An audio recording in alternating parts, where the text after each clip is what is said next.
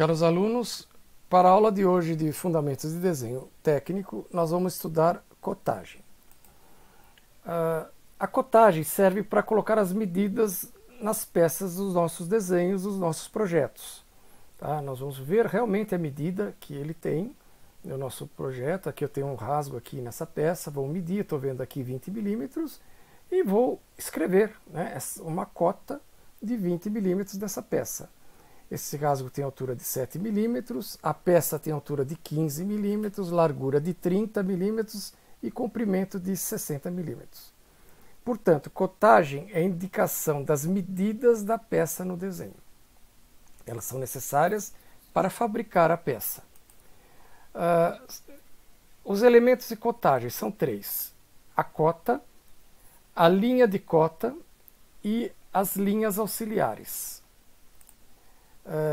A nossa seta, tá, nós vamos indicar como é padrão na BNT, que é esse triângulo aqui bem pontiagudo. Não é o triângulo, não é a seta do Windows e nem qualquer outra artística ou diferente, tá? Tem que ser essa setinha aqui, ela é preenchida e ela é pontiaguda, né? As setas devem ser realmente setas com aproximadamente 3 milímetros, né? Ninguém vai medir isso.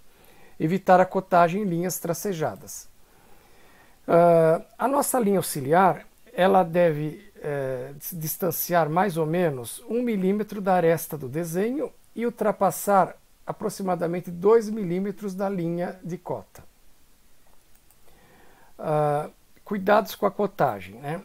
Colocar a cota sempre no centro da linha de cota, tá certo? As cotas horizontais, né, nós vamos escrevê-la acima da linha de cota.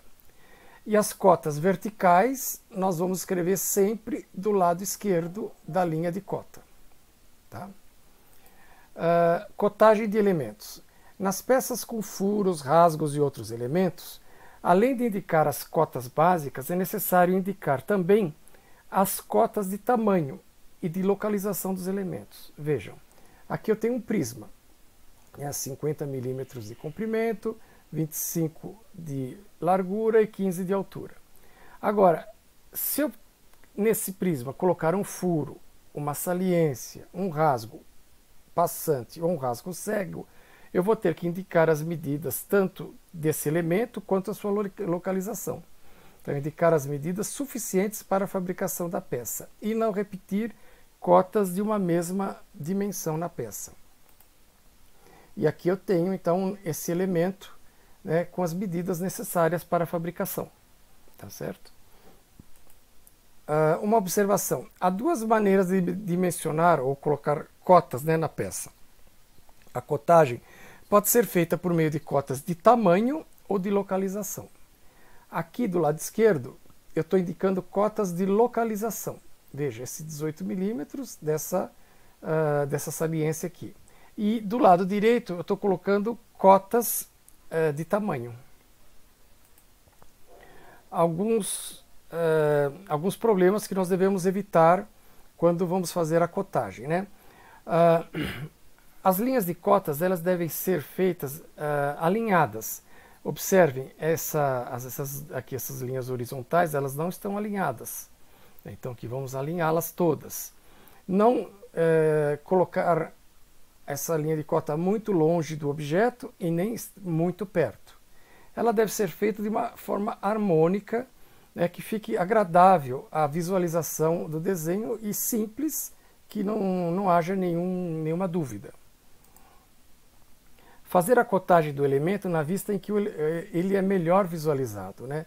Normalmente é na vista frontal. Aqui, por exemplo, veja, uma cotagem errada é colocar as medidas na vista superior. Aplicar a cotagem a partir de arestas visíveis, né? Sempre nós vamos colocar arestas visíveis e não aqui, né, de uma aresta invisível. Evitar cotagem em cadeia, ou seja, colocar todas as medidas, né, de um elemento para as dimensões básicas do objeto, largura, altura e comprimento, né? Deve-se ser utilizada somente a cotagem em cadeia quando o possível acúmulo de tolerâncias não comprometer a necessidade funcional das partes. Regra 5, dimensões redundantes. a cota pode ser omitida, é quando uma cota pode ser omitida, que é nesse caso, né? Então, aí ela é escrita entre parênteses. Não repetir dimensão já cotada em uma das projeções do objeto. Veja, aqui eu já cotei essa altura de 40 milímetros e não vou repetir nessa outra vista. Não pode. Para objetos simétricos, atribuir somente cotas de tamanho dos elementos. Não são necessárias cotas de localização, pois a linha de simetria, observem aqui, a linha de simetria indica a localização dos elementos. Então aqui eu vou indicar simplesmente esse elemento aqui, esse rasgo, 20 milímetros. Não cruzar linhas de cotas com outras linhas do desenho. Tá certo? Então, olha aqui, ó. Estou cruzando aqui uma linha de cota com uma linha auxiliar. Olha, linha auxiliar com linha de cota. Não cruzar. Então, eu posso simplesmente pegar essa dimensão maior, colocar para cima e a menor para baixo. Não há nenhuma interferência, vejam, né? Tanto na horizontal quanto na vertical. As linhas auxiliares podem se cruzar, né? Linhas de arestas e outras linhas do desenho, se for necessário. Então, olha só, aqui eu estou indicando para fora, tá certo? E essa linha auxiliar, ela tem que indicar de onde que ela está medindo. Tá? Incorreto seria não indicar, né? Como está aqui. Evitar cotar uma dimensão do objeto dentro de sua projeção. Evitar cotar dentro do objeto, porque causa muita confusão, além de ficar feio, né? Então vamos colocar sempre do lado de fora, né? Quando nós tivermos chanfros, veja só, essa peça, aqui temos 2 chanfros, essa aqui outra temos 2 chanfros, né? Nós vamos usar linhas lineares, que se referem às medidas de extensão, e as linhas angulares, que indicam medidas de abertura de ângulos. Então, para esse chanfro aqui, olha só, ele tem uma extensão de 3 milímetros e um ângulo de 45 graus. Tá certo? É assim a forma correta de indicar esse chanfro. E ele fica totalmente caracterizado. Cotas lineares, né? A vista onde o chanfro aparece é a vista, nesse caso, é a vista frontal, olha só. E é nessa vista que ele deve ser cotado. Tá? Cotas angulares.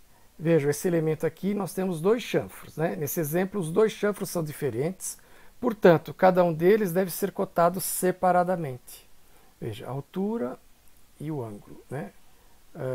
Aqui eu tenho o comprimento e o ângulo. E aqui eu estou indicando também que a espessura desse elemento é 7 milímetros. Ó. Aqui em 3 dimensões, na perspectiva isométrica, eu consigo colocar a medida, ó, 7 milímetros. Aqui eu não consigo indicar, porque eu estou indicando só essa vista frontal. Eu precisaria da vista lateral, né? Como eu não tenho, aí eu coloco a espessura 7 milímetros.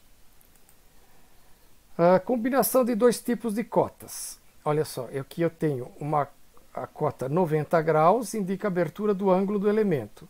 E a cota de 30 milímetros indica o comprimento do elemento.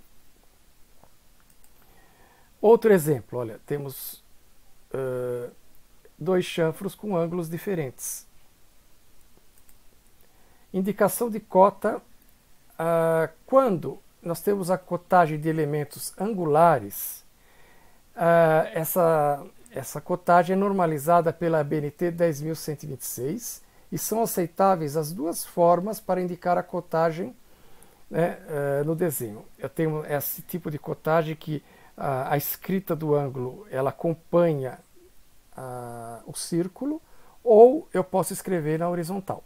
As 2 formas são corretas e são aceitas. Cotagem de raios e diâmetros, né? Eu devo indicar, quando é diâmetro, posso indicar dentro, posso indicar por fora, né? Por fora. Vejam. E aqui a indicação do raio, normalmente é do centro, né? O símbolo φ e a letra R aparecem escritos antes da cota. Tá? Aqui eu tenho raio, tá certo? Aqui não apareceu porque o φ, porque ele está indicando o diâmetro, está claro o diâmetro. Nesse outro caso, por exemplo, olha só, aqui vai ficar mais claro. Ó. Se eu estou indicando aqui, ó, que aqui eu estou vendo que a vista lateral dele aqui é um diâmetro, né? É circular. Então está aqui marcado 30, está para mim muito claro que é um cilindro. Agora, se eu indicar aqui, veja, essa vista para mim é um retângulo. Como é que eu vou saber que isso aqui é um cilindro? Aí eu vou colocar a indicação de diâmetro, né? Cotagem do diâmetro nas projeções do objeto. Uma cotagem especial de diâmetros. Vejam, essa peça aqui, nós temos 2 furos simétricos. Então eu posso indicar, olha só, o diâmetro desses 2 furos ó, é 3 milímetros e aparece 2 vezes. Cotagem de raios, né? Essa cotagem é feita através de uma linha de cota com uma única seta na extremidade da linha, apontada para a curva do raio. Né? Sempre que houver espaço, colocar a cota e a seta entre o centro e o arco, né? Como está aqui no exemplo. E quando não houver espaço, colocar a cota na parte externa do contorno do objeto. Estender a linha de cota para acomodar a cota. Tá? Cotagem de raios grandes, centro muito distante do arco. Olha só, aqui nessa figura A, utilizar uma linha de cota quebrada, porque o raio ele não está aqui, ele foi deslocado. O raio deveria ser muito mais para baixo, mas não cabe no papel. Então eu desloquei o centro do raio e fiz uma linha quebrada. Agora estou entendendo que esse raio tem 85 milímetros. Né? A outra maneira é não mostrar o centro do raio, né? E simplesmente indicar. Cotagem de objetos com raios e tangentes. Né? Olha só, melhor, raios tangentes. Eu tenho 2 raios aqui e eu vou indicar. Né? Estou indicando aqui. A cotagem é feita através do uso de várias medidas de raios. Né? Porque aqui eu tenho 2 raios tangentes. Cotagem de curvatura irregular.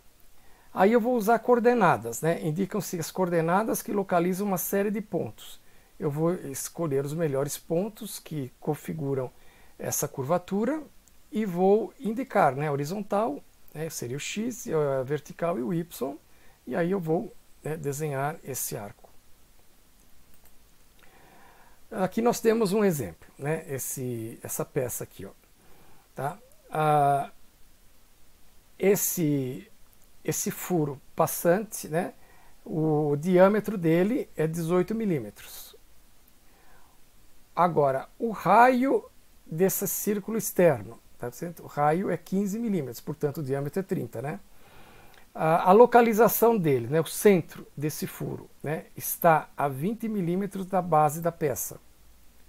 A altura dessa outra parte, né, 12 milímetros. Essa é a vista frontal. Agora vamos ver a vista superior.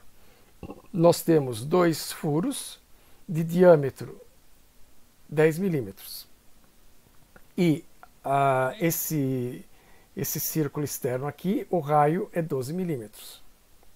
Como a peça é simétrica, tá certo? Está claro que do outro também é 12 milímetros. E como é que eu sei que ela é simétrica?